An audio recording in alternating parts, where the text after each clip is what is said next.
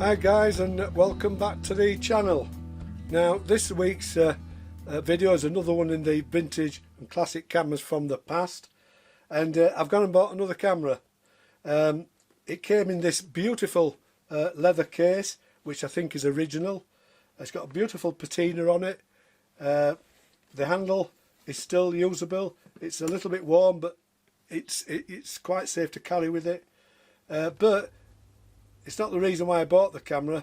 The reason why I bought the camera is what's inside here. So let's have a little look. This all came in with the price, and I'll tell you what I paid for this. I paid £61 for everything you see in this carrying case. First of all is a camera. Now this is a folding camera. I'll show you more about that in a minute. This one's called a Lily Metal, and it's a Japanese folding camera. I've never heard of one, never seen any videos about one, and there's very little information on the internet about these cameras. So my video about this could possibly be the first. But it came with that camera, and then it came with a Rolex 6x9 film back, so you could put 120 roll film and shoot 6x9 negatives. And I think the reason is because this camera was designed to take 8x10.5cm plates or negatives, but obviously these days you can't get that size, or if you could it would be very difficult and very expensive. So they've bought a roll film back that goes onto this camera. I'll show you all that in a minute. It came with its own loop in its original box. Little loop that you just pull that out to get focus. And I've used this, and I'm telling you, it's absolutely great. In fact, it's even better than my Schneider one. I can get all around into the corners with this, and it's very, very clear. So it came with that in its box. What else have we got? It came in this little box, and in there was this metal lens hood. It clips onto the front of the camera, but this also holds filters. And believe it or not, this camera came with its own lens cloth, and there should be somewhere in here a filter. Have a little look, and it's here. It's a little filter. I put it in a case, and that filter, yellow filter, fits inside this lens hood, and that then fastens onto the lens. So that came with it. As I say, its own its own lens cleaning cloth. It came with a perfectly usable cable release. Let me have a look. And it came with this Wellington exposure disc. Things were made so well in those days. It's beautifully made, is that. And I think that's about it, looking in there. Yeah, that's it. So I got all this, what you see here, for £61. Now, it's all well and good paying that money, but does the camera work? Well, in this video you're going to see. But first of all, let's have a closer look, and I'll tell you a little bit about the history of the Lily folding camera. So this is the camera in question, the all metal Lily camera, built around about 1934. Now I'm not going to try and pronounce these Japanese names, so I'll leave them on screen. It's a folding plate camera that takes 8x10.5 plates. It was made by this company, which is a manufacturing division of this company, and that was the company that preceded the Konica cameras. So it's quite an interesting history to this camera. Now, what they did with the cameras, they copied some of the features of the Voigtlander Bergheil folding camera, and I'll show you where they copied it. But to say that this camera is nearly 100 years old, it's in absolutely beautiful condition. Now to open it, you press a little button there, and the bed falls down. like that, reveals the front standard and the actual bed. It's a double extension bed on this, the same as the Bergheil. You have to pull it out, the same as all folding cameras. You grab them 2 levers, pull it out until it stops at infinity. This camera's got a scale on it and it's stopped exactly on the infinity mark.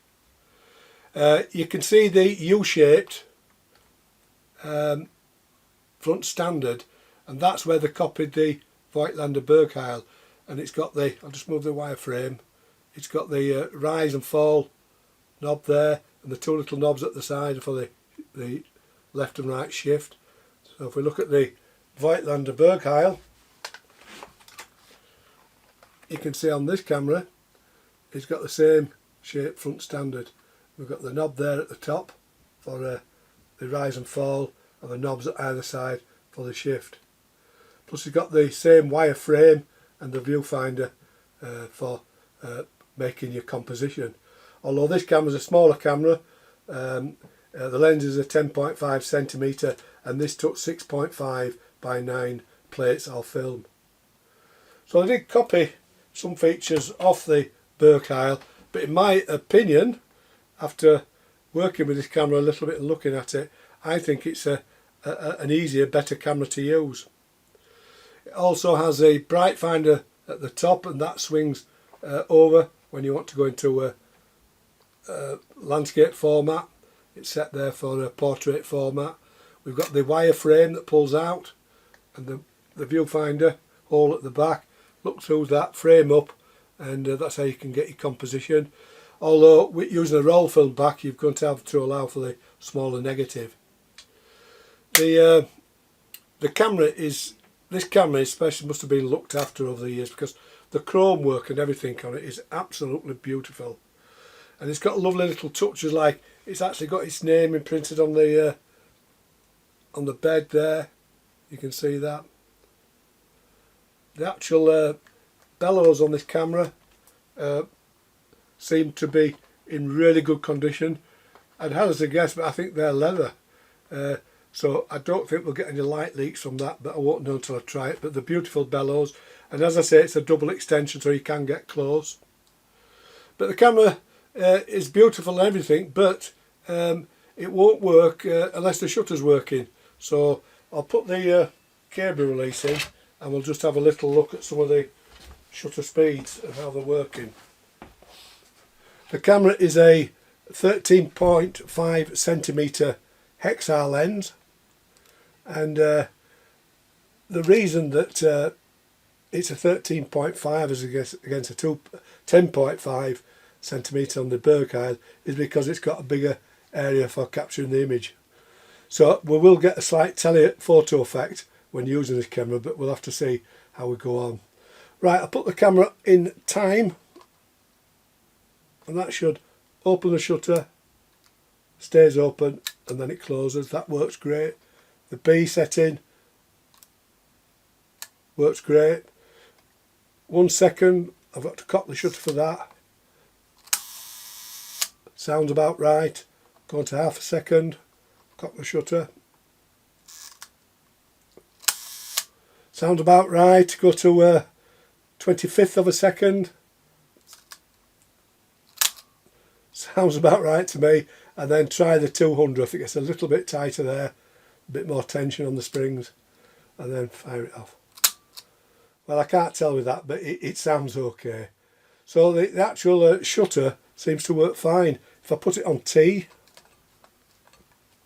sorry, my hand's in the way, and then open the shutter. I don't know if you can see that, but the aperture seems to be opening and closing perfectly well. But as I say, I won't know until I go out and take the pictures and the readings if it's working accurately. This lens has a lovely blue tint to it, and I don't know if you can see that in the video. It's a really beautiful blue tint. I don't think it's any form of coating. They didn't coat the lenses on these cameras in that era, but it does have that blue coating. I don't know if you can see that. And it looks really, really nice. As I say, it's a The lens is called this. I won't try and repeat it, but it's a Hexar lens, and this is probably the predecessors to the Hexanon lenses on the Konica cameras, which are excellent. So I'm hoping this lens will produce some really good results. Looking at the back of the camera, this is the straighten it up so you're not looking at it cockeyed. This is the ground glass screen. Pop it and it opens, and it's a very bright screen, as you can see in this picture. I focused on the crown graphic, and you can see how clear that is, and that was indoors, so I think it's going to be quite easy to use outside. It's got a handle at the top like the Berg High, which is very good. It has a spirit level on the top and a spirit level on the side, and can you believe it, they still work. So that's a bit of a testament to its quality. Oh, and the actual back comes off very, very easy, simply by moving a lever at the top there, and it just pulls it off, and it reveals the actual ground glass screen.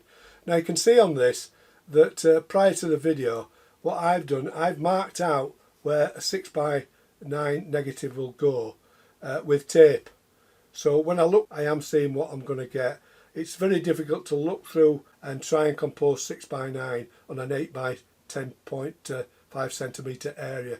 So that's what I've already done to the camera. And then when you take the picture, it's much like using a large format camera, just in miniature. You take the ground glass screen off. You've got your roll film back loaded, and it simply slots in the top like that at the back. Once it's in the back, you'd open the shutter to leave it open. Sorry, no, you do that first with the ground glass on, focus, etc. Get everything set, then put the roll film back on, pull the dark slide out, take the picture, put it back in, and then put your ground glass screen back on. So as I say, it's much like using a large format camera. But all in all, it's a very, very beautifully made camera. It's really been looked after well. All the chrome on this is absolutely perfect.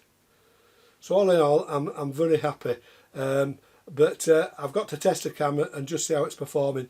This is where the problem could lie, is on the roll film back, at the back of the camera, because I don't know if you can see in this video, there are some areas where the camera's actually been, not the camera, the roll film back has had brazing done on it.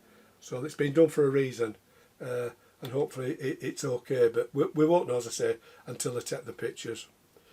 So I'm going to load some film in the camera and go out to my testing area, which is a church at Otley where it's quiet and I can concentrate, etc. And hopefully I'm going to get some decent pictures. The other thing that's handy about the camera as well is that it's got standard tripod sockets on the bottom and down at this bottom area, so you can use it that way in the landscape, in portrait format, and then you can even put another mount on there, tripod mount on that side, so you can turn the camera over for landscape. So we'll see how we go on and take the pictures and see if I need to do anything with this camera. Mainly I think it's going to be light leaks before I go out and take some more what you might call serious pictures. So these are the developed negatives. I used Fuji across, and I developed them in Pyrocat HD, a 1:100. And looking at these negatives, they're going to tell me a lot about the camera and how it's working, and also the Rolex 6x9 back. Now straight away I can see from the negatives that the actual camera itself is working very, very well. They're very sharp images, so the lens is really good, but the actual metering, I metered on this subject, this cross, under this dark area where I'm pointing there, and place that onto zone 3, and it looks about right, does that, and I've got a very nicely exposed negative. These pictures here at the far right, and this one at the bottom left. Now I waited till the sun was partially obscured by cloud, just to reduce some of the contrast, and I can see through the metering I've got a good exposure on this the statue, small statue. This is on the a plaque laid on top of a grave, and the metering on this is spot on. I've got lovely shadow detail, and it's kept all detail in these lighter areas where there was a little bit of sun bursting through. And the same with this one, again still got nice detail. So as far as the camera is concerned, it's working very, very well. The shutter and the aperture seems to be accurate, and the lens is really, really nice. When we look at this picture, another one to show that the camera's working correctly, I needed to get the exposure just right so I could get some detail in this statue above the tombstone there. So I took some careful readings, and it's come out perfect. So it shows me that the camera shutter and aperture are working. The actual depth of field, or the outer focus on this picture, is really, really nice. You'll see that in a minute, because I'm going to show you some of the scans of these images. Now, where the problem's lying is with the Rolex back, and probably where the back goes onto the back of the camera, and I'll show you after this what the problem is. But we've got light leak on this picture coming from the top, or it could be the bottom, and this left hand side. With this one has got light leaks all over, especially from the sides at the bottom, although this one turned out quite nice, and you'll see that.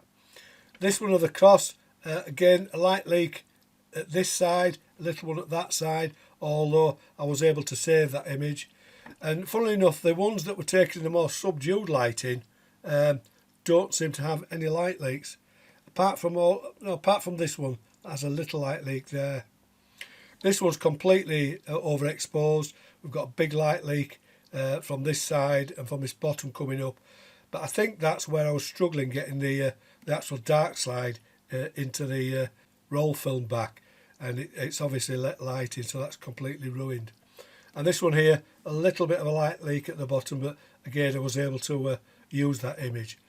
So from this test, as I say, it's telling me that there's nothing wrong with the camera other than where the roll back connects to the camera, and also the Rolex rollback has got light leaks, and that is something I'm going to have to fix.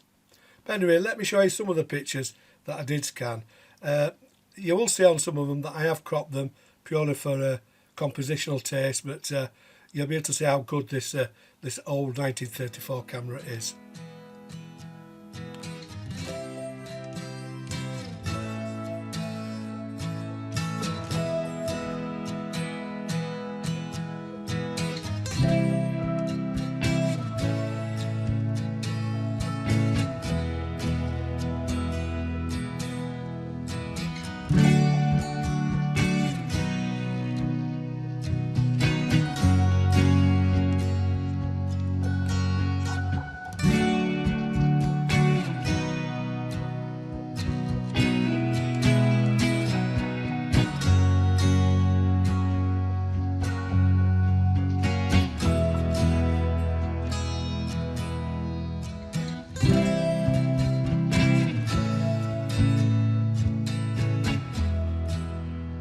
Right, as you've seen from the negatives, that the camera, as regard exposure, is working absolutely perfectly.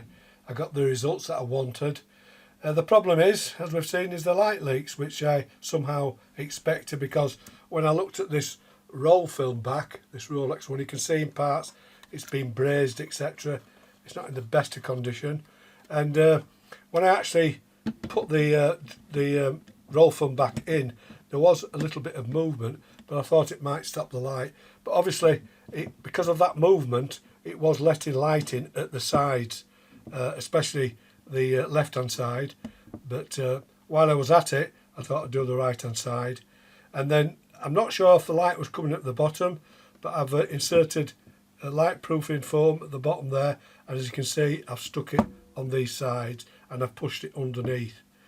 Now when I put the holder on, I can do this one-handed there. It goes on nice and tight now, so hopefully that's going to stop that light coming through. The only thing was, when I had a torch shining with the roll film bag actually off, I opened it up, pulled the dark slide out, I could see light protruding through that area where the dark slide goes in when I was inserting the dark slide.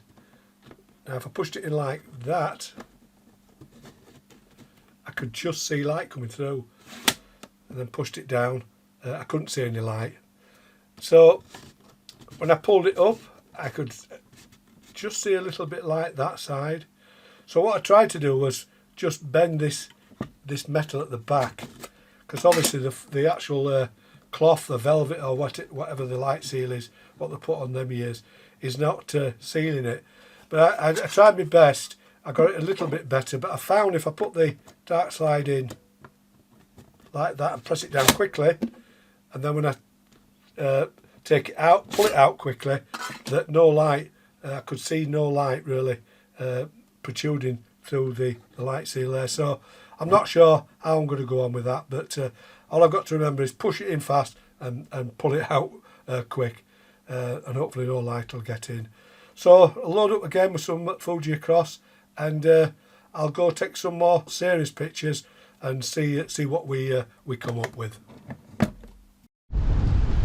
Right, I'm photographing this old Norman church. I think it's dates back to 1066. I've got the camera set up. You can see dark cloth on. And this is the view that I'm seeing through the viewfinder. That's my composition. I've taken a light meter reading, and the exposure is 1/4 of a second at f/22, because I want to get everything in focus. Got the shutter.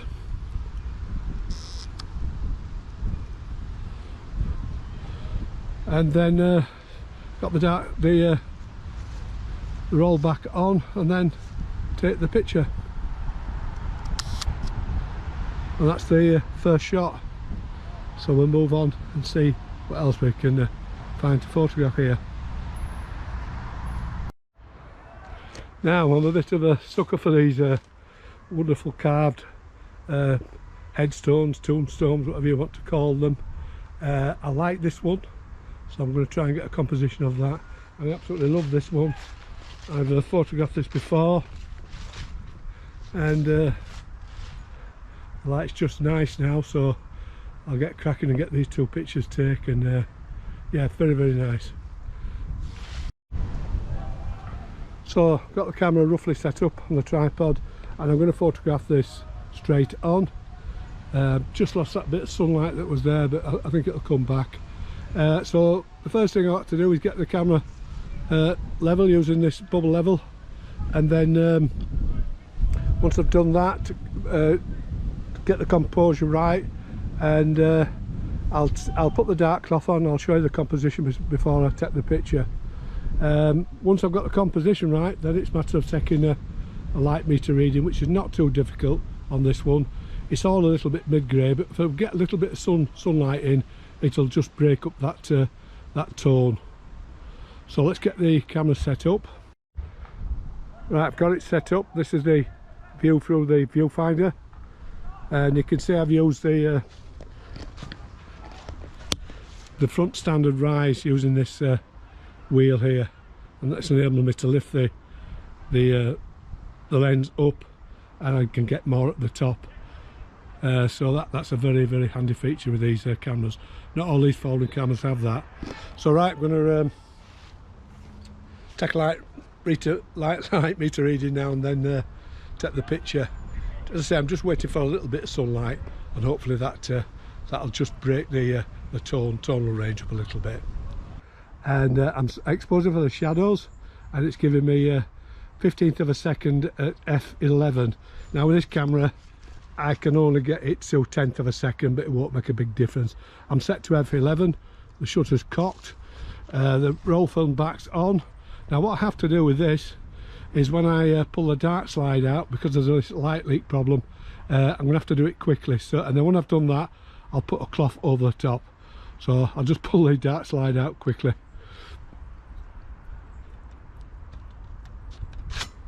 and then cover that up just to help that no light's going to get in. I think that is an area where it can get in. Right, and I've got to wind the film on now to number 2. So let's wind that on.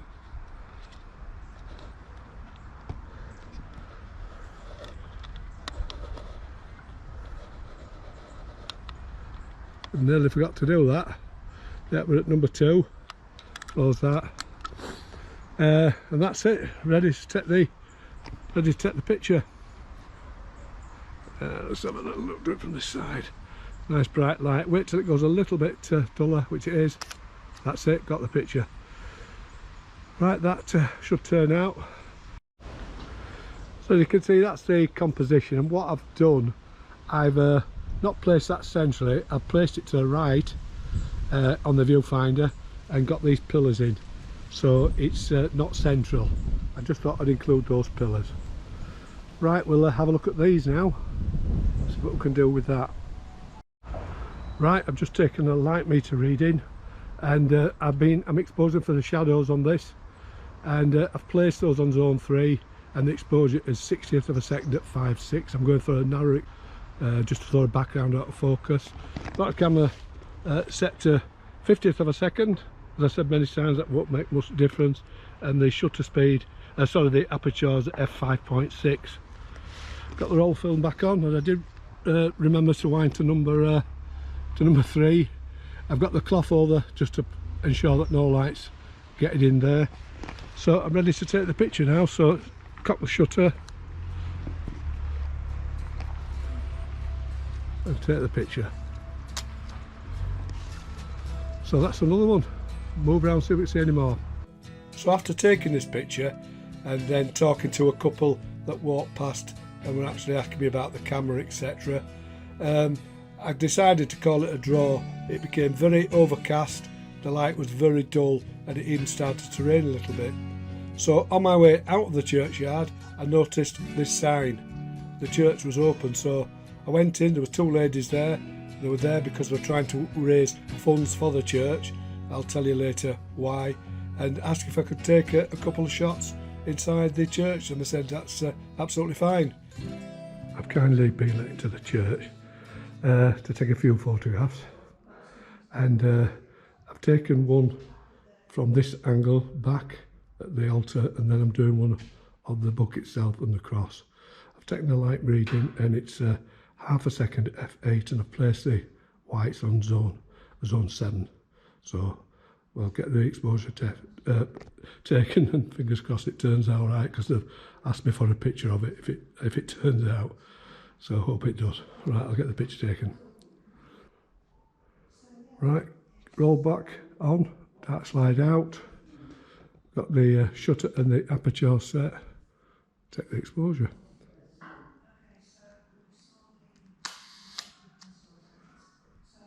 Right, put the dark slide back in, and as I say, fingers crossed it's going to turn out okay. Right, I've just come out the church itself, and thank the ladies for letting me photograph the altar. They were quite interested in the camera itself, and I showed them how it worked, etc. But this church holds a lot of memories for me.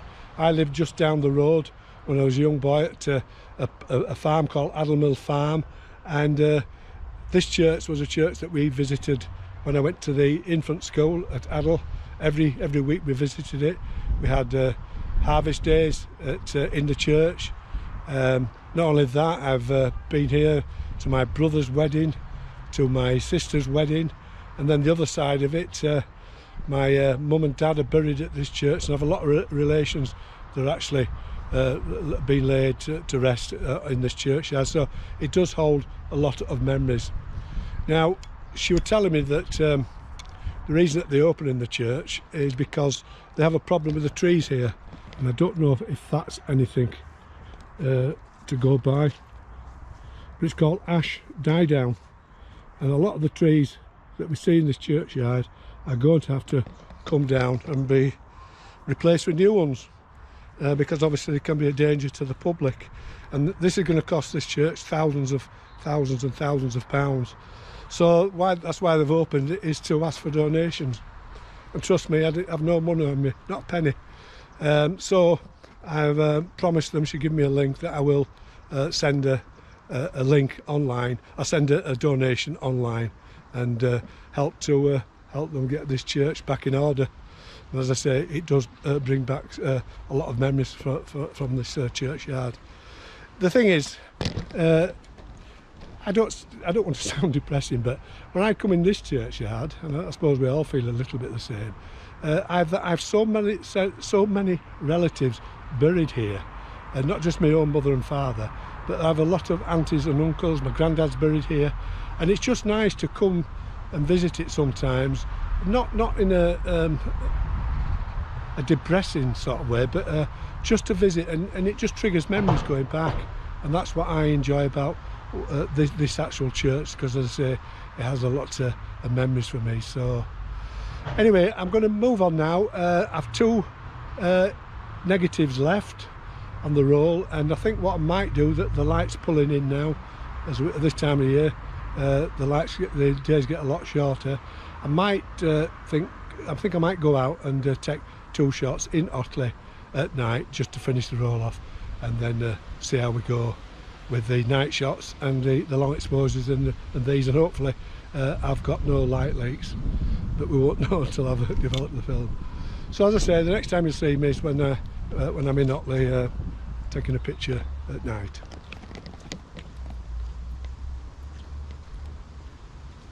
If you can see me, but I'm out now at night. It's come dark, and my first photograph is this. If you can see that, it's the lamp that's illuminating these branches with these leaves on. They're moving in the wind, and that's what I want to try and capture, is the light and the movement in these leaves. So I'll get the camera set up and see what we can come up with. But, it's not easy, this, trying to get the composition. It's very dark over there, but it's a very bright ground glass, so I can focus. So the idea is to get this top of the tombstone with the shadows on it, the lamp in, and then the swaying of the branches to give some ghostly blur. So I'm going to take a light meter reading now, and then or a guesstimate, and take this exposure. Because it's Fuji across, I'm not going to run into reciprocity failure, so they aren't going to be really long exposure times.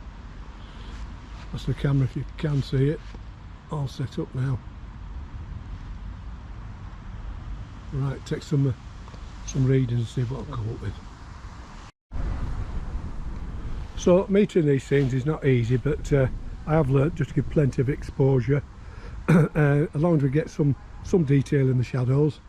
I could use my spot meter from the bright part of the lamp and then bring that work down from that meter reading, but I think, going from experience and looking at this scene, I want to be shooting round about, with Fuji across, round about 2.5 minutes. With Fuji across, I've no reciprocity failure, so I haven't that to worry about. So that's what I'm going to go with, 2.5 minutes at f16. The exposures are running down the camera now. I think I might give it a little bit longer exposure. I might run it to 3 minutes. As I've said before, you can't really overexpose black and white film to that extent where you can't work with it, but I just want to give a little bit more exposure. So I think I'll give it around about 3 minutes. So that's the 3 minutes up. Close the shutter. Don't know if I said this, but I've tried to obscure the actual bright light with some of the branches. That way I might not get this starburst effect, which I'm not always too keen on. If it's very starburst, as you might say, don't mind a little bit, but I don't want it to be too heavy. So there, that was 3 minutes at f16 Fuji across.